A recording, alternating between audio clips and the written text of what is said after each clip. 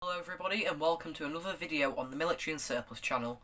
Today we'll be taking a look at the infamous Soviet Gp-5 gas mask. Just as a note, my hay fever is playing up quite a lot today, so I will be sniffing or sneezing. Don't worry, I haven't caught the virus or anything like that, so which is good, you know. So back to the video. This mask here, the Gp-5, is... Sorry, let me rephrase that. This mask here, the Gp-5, was made in the Cold War as a protection source for the civilians and the leaders of Soviet Russia if the Cold War went hot. The Gp-5 was distributed to many millions of people, not just in Russia but other countries in the Warsaw Pact, i.e. Poland, all countries like that. So, this mask was a descendant of the Gp-4 as a cheaper alternative since making straps and a facepiece itself as separate things was a lot more expensive than just making a rubber hood, which this mask is. As you can see, it's just a hood. That's it, with some accessories sewn onto it, clamped. Also, a note is that many countries in the future, will blatantly copy the design of this mask. Like the Chinese variant, the TF1, which is more grey. The grooves in the head are more pronounced up here than these are. The eyepieces are slightly bigger, and this area is just plastic, black plastic. And the Polish variant, the OM14, pretty much the same as this, except they're all like zinc chromy colour. So this is all like dead shiny metal, and this one is, as you can see. These two masks have a difference in them. Three, I should say, have a difference in them. As the TF1, as I said, thicker grey rubber, and has a plastic lower down here. And the OM14 eyepieces are silvery chrome, zincy colour, and the zincy chromy colour around here. Also, the OM14 would almost, like 9 times out of 10, be used with a hose and a coffee can filter, I believe.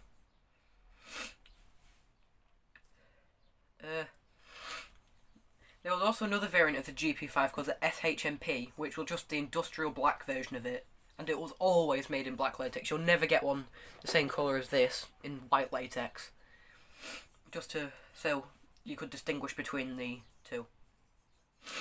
This mask is very, very famous, as I've said before, as you can see it in many games and movies. Sorry, my hay fever's just playing up. Because it's so famous, is because the Soviet Union produced millions upon millions of them. And you can generally pick them up with a full kit, apart from this, which I'll get into in another video and later in the video. The bag, the filter which I have in here, I'll just show you this to quick. You know what I'm going to say. Obviously these filters contain asbestos, standard Gp-5 filter. What's interesting, mine came with the, I believe it's the PMG2 filter cap on it. But I've got the plug in there. Haven't removed the plug on this one because don't really fancy exposing myself to asbestos. And your canvas bag. You can get all this for about £15 at surplus shops or eBay. These filters do contain asbestos, as I would repeat myself, since these filters have been sent off to labs for testing in Finland and Sweden, I think, Norway. Anyway, somewhere in a Scandinavian country, and have at least a 2 to 3% asbestos positivity in the papier-mâché particulate filter.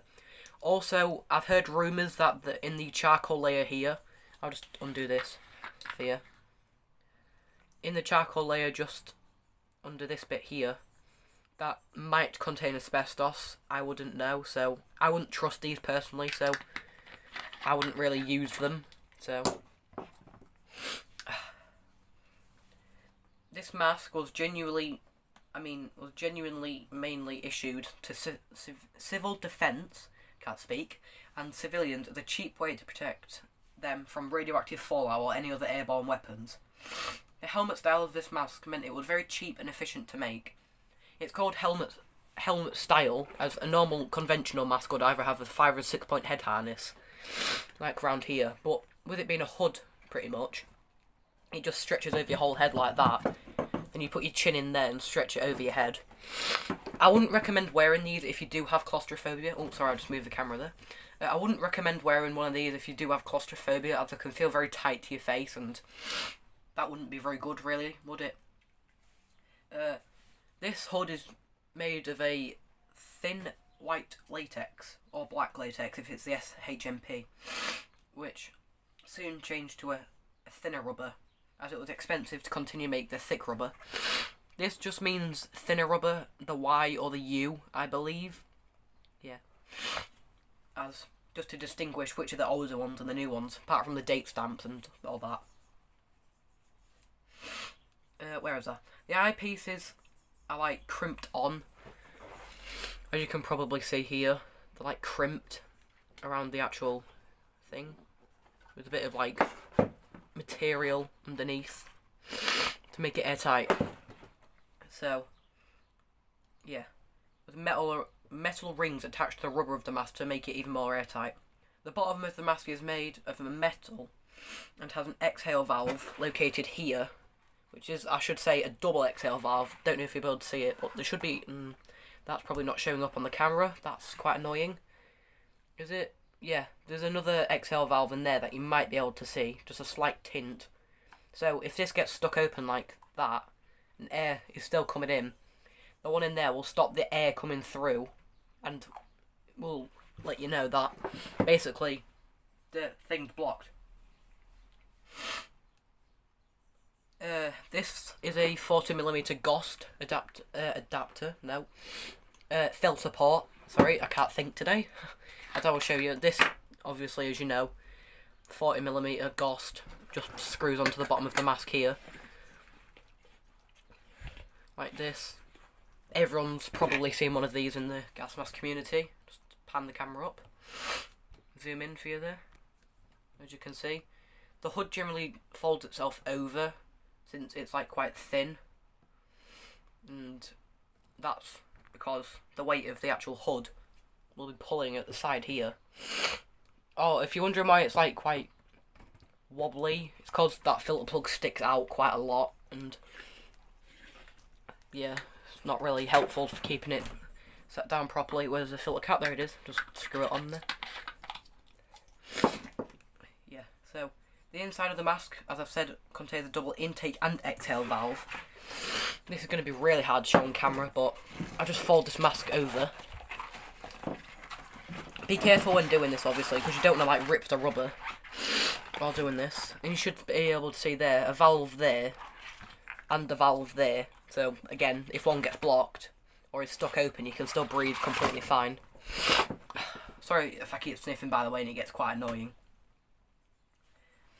This mask, oh, I regret doing this now, also contains TISO tubes, or TISO tubes, depending on where you're from and how you want to say it. These, so when basically, either when you breathe in or out, it blows cool air on the lenses to stop them fogging up. Obviously, because this mask is like, I presume like 40, 50 years old now, so them tubes might not be as efficient as they were before, but oh well. This mask is formally called the SHM62U as its designation. There are stamps on the side of the mask which signify the year and the lot of the mask. Forgive me if I'm wrong, but I believe that is the lot and that's the year. So, and that's also the size mark in there. I'm not sure what this ridge is around here. It could just be where the mask is like put together. There's also these ridges here, but oh well. Yeah, the stamps on the side of the mask. This one here, the R, stands for Jakolou, if I'm pronouncing that right. If there's an M, it stands for Moscow or Moscow. A C for Saratov, and a T for Tambov.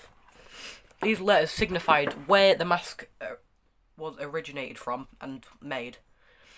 They also have a dot system on the side, which mine doesn't for some reason. Must be a printing error. Which would say, like, what quarter of the year it would be made. So 1 dot would mean it would be made in January to March. 2 dots meant that it was made in April to June. 3 dots meant it was made in July to December. And 4 dots meant it was made in October to December. So The Gp-5 is a kit, not a mask. See, this is the SHM62, but the full kit includes a filter, not this pocket. I'll just get this out. The mask, obviously, the bag, the AI2 first aid kit. I do not have the syringe in this one, unfortunately, as I have lost that one, but as you can see, there's all the medicine in here. I'll go over this fully in a later video, because it will be a full video on its own, because of how sort of cool it is. There's an like instruction manual here. If I have any Russian viewers, or anyone who can read Cyrillic, you can tell me about that. I'll just put this back in here, and there's all the medicines on it. Close this up, put this to the side. There will be anti-fogging inserts to place into the lenses to stop them from fogging up. I'm not going to undo it, but what this is very thin pieces of glass that would like slot into the lenses of the mask. I will show you. Oh, didn't go into plan. But you see there's like a little groove somewhere. Yeah, there's one here, there's one there. That's where they'd slot into, but they're like coated in something. That means they wouldn't like fog up on the lens. Just pan the camera down, there you are. And the bag, obviously. So it included the brown carry bag, which includes the waist strap here. Oh, you can't see that, sorry. The waist strap here.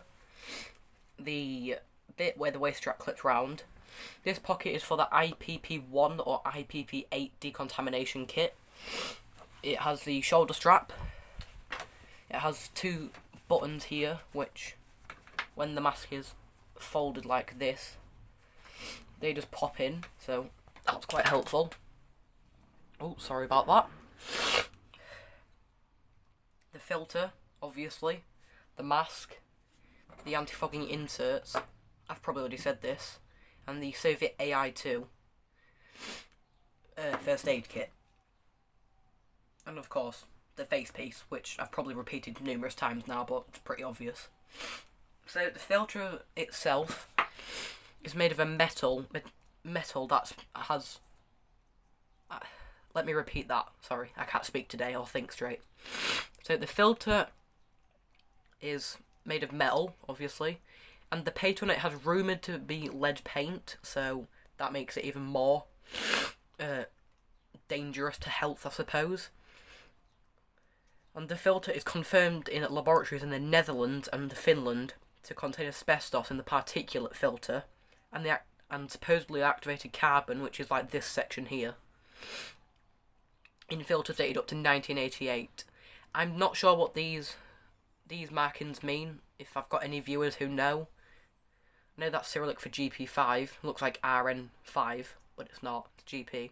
If anyone can tell me what that means, I would happily listen and like to know, and add it to a later video on this mask if I ever revisited it. After 1988, I wouldn't trust these filters. The Soviet Union was still quite a dodgy place, as you know. Starvation, assassinations, all stuff like that. And no one really knows if they keep using harmful materials as well as asbestos in their filters, so... The reason why these masks would become so famous in history is because people would associate them with the Chernobyl incident on April 26, 1:23 AM.